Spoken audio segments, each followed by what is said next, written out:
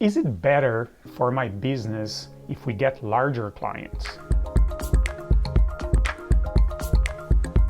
If you are not born in Canada, but you're doing business in Canada, you are in the right place. Click here the subscribe button, set up the alert. If the content of this video is useful for you, let us know by clicking the like button. So large clients in Canada tend to be a very natural ambition, especially for companies that already achieved some degree of success in other countries, right? Maybe even back home, your company already had very large national clients in the country of origin, or even some multinational clients back home. So it seems to be, well, we had top one client there that had $2 billion in profits or in revenues. I can sell to a $2 billion company in Canada. It's only gonna look like a natural fit, right?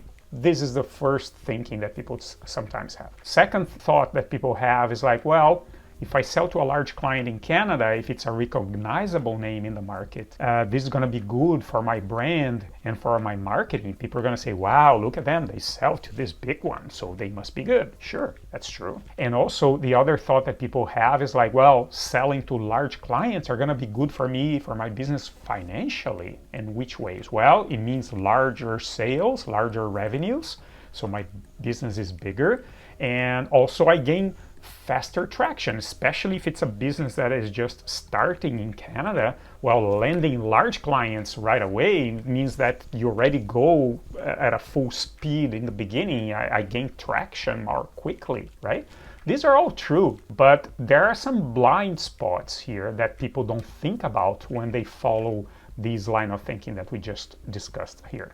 So the first blind spot that people don't think too much is like, we already talked about this in other videos in our channel here. Experience from back home is usually seen as local expertise, not necessarily as a transferable skill. It's not because you had success with large clients back home that people are going to automatically think that you're prepared to have success in Canada. The other thing that it's different in Canada from emerging countries especially is that large clients, it's not very impressive to have large clients. What do I mean by that? Oh, of course it is. If it's a large client, it's a testament of my competence. To a degree, what happens in Canada is that large clients are only going to be really impressive if they're in the same industry.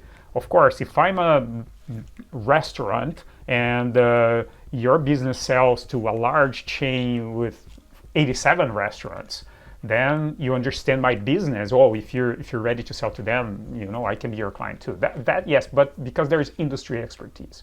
Or let's say you sell to a big telecom company and I'm a food manufacturer. Or you have to be solving a very commodity problem, a problem that they have and a problem that I have. That has to be more generic in business terms. See, because people don't think automatically just because you sell to large clients, therefore you have a level of competence and expertise and resourcefulness that you can solve anybody's problems of any size, of business of any size. That's not how Canadians think. They look for fit, right? For similarity on the type of solutions you have delivered before to similar types of clients. So what's another blind spot here that we see?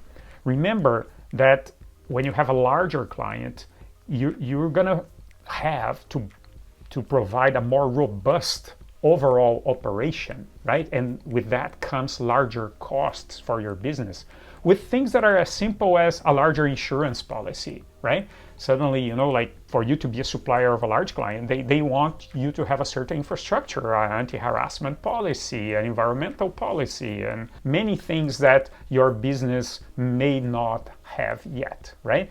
But again, these things are costly and more complicated to obtain in the short term. Are they good for your business in the long term? Absolutely. So the other thing to consider when you're looking to sell to a large client in Canada is that typically you're going to have some asymmetry in pricing power, right? And you know what that means, right? It's big fish, big client, they dictate the price to you. Unless you sell something that's so specific that only you sell, which in most cases, it's not very likely. But like the very large client is going to dictate, say, yeah, this is my price. And because they know that smaller suppliers really want them as clients, they have this power over you. And typically that is a lower price that they are dictating that will squeeze your profit margins. So typically selling to larger clients typically means having lower margins of profit, right? Typically, another thing you're going to see is relatively asymmetric payment terms. What does that mean? A large client has their very well established policies, and their buying policy maybe we pay our suppliers in 90 days. I have seen 180 days.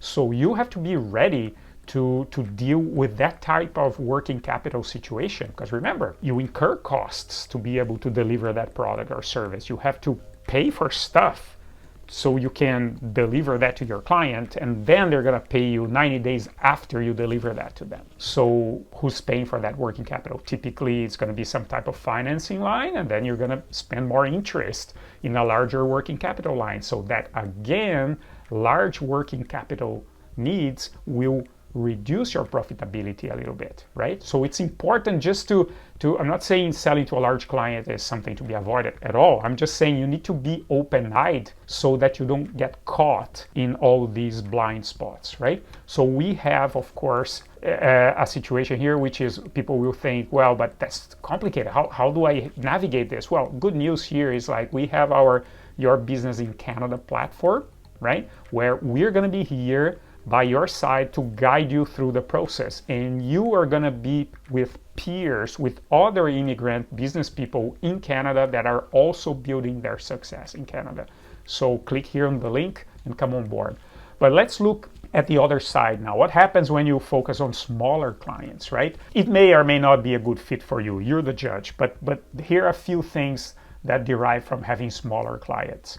Typically, smaller clients, they will be more flexible in adapting to the needs of a new supplier. So you're a new supplier to a new client, but you can negotiate better conditions and even prices, right?